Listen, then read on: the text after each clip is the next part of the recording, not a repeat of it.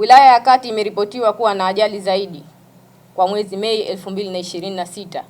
Jumla ya ajali 6 ikilinganishwa na wilaya ya Kaskazini A zilizoripotiwa kwa mwaka 2025 kwa mwezi Mei, jumla ya ajali 3 kwa kila wilaya. Idadi ya waathirika wa ajali za barabarani kwa mwezi Mei 2026.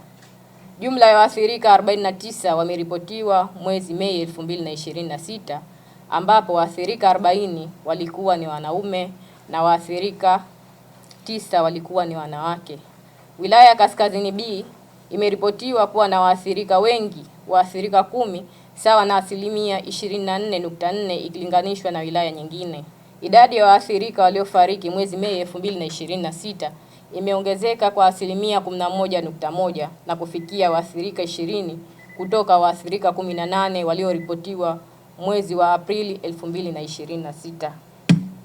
Idadi kubwa ya waathirika waliofariki kwa mwezi wa Mei 2026 wameripotiwa kutoka wilaya ya Kati, waathirika 6, ikilinganishwa na mwezi Aprili 2026 waliripotiwa kutoka wilaya ya Magharibi B, waathirika 4. Waathirika waliofariki mwezi wa Mei 2026 wameongezeka kwa 33.3% na kufikia waathirika 20 kutoka waathirika 15 waliofariki kwa mwezi Mei 2025.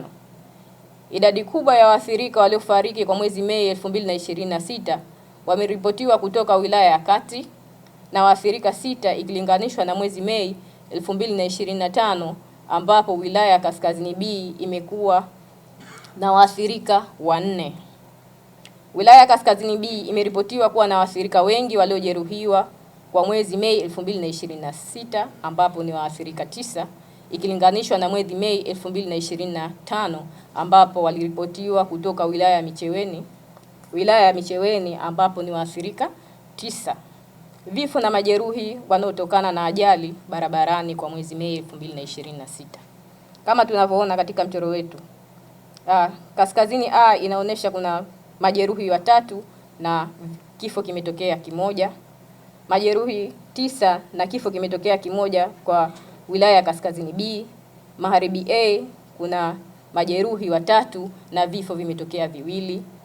Vile vile kwa wilaya ya Kati inaonyesha kuna majeruhi 1 lakini vifo vimetokezea 9.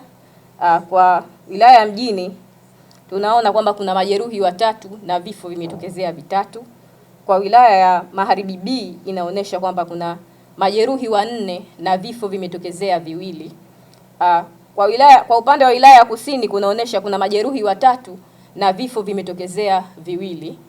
Kwa upande wa wilaya ya Wete kunaonyesha kuna majeruhi 2 lakini hakukuwa na vifo. Kwa upande wa wilaya ya Chake Chake kuna majeruhi 1 na kifo kimetokezea kimoja, na kwa upande wa wilaya ya Mkoani kuna vifo 2 na hakukuwa na majeruhi. Ajali nyingi zimeripotiwa mwezi Mei 2026 zilitokea muda wa saa 12:01 hadi saa 3 kamili asubuhi, saa 3:01 hadi saa 12 jioni na saa 12:01 hadi saa 3 kamili usiku, ambapo zimeripotiwa ajali 5 kwa kila kundi. Chanzo cha ajali barabarani kwa mkoa mwezi Mei 2026. Kati ya ajali 28 zilizoripotiwa mwezi Mei 2026, ajali 18 zimesababishwa na kuendeshwa gari kwa mwendo kasi na ajali 10 zimesababishwa na uzembe wa madereva.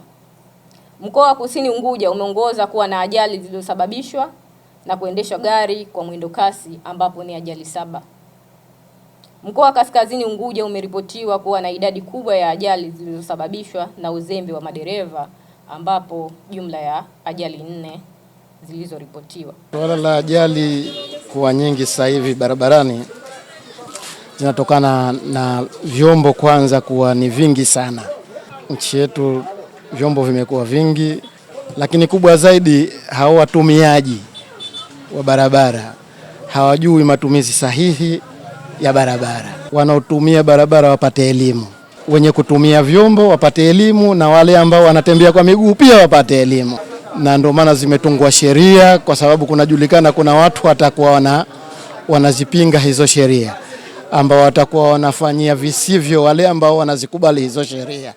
Sasa serikali ichukue maamuzi sahihi ya kuweza kuwaadhibu, adhabu iwe nzuri, na wale ambao hawana leseni za kuendesha vyombo wapate adhabu, hata kunyang'anywa hivyo vyombo pia vikataifishwa. Basi pengine pia inaweza ikatusaidia.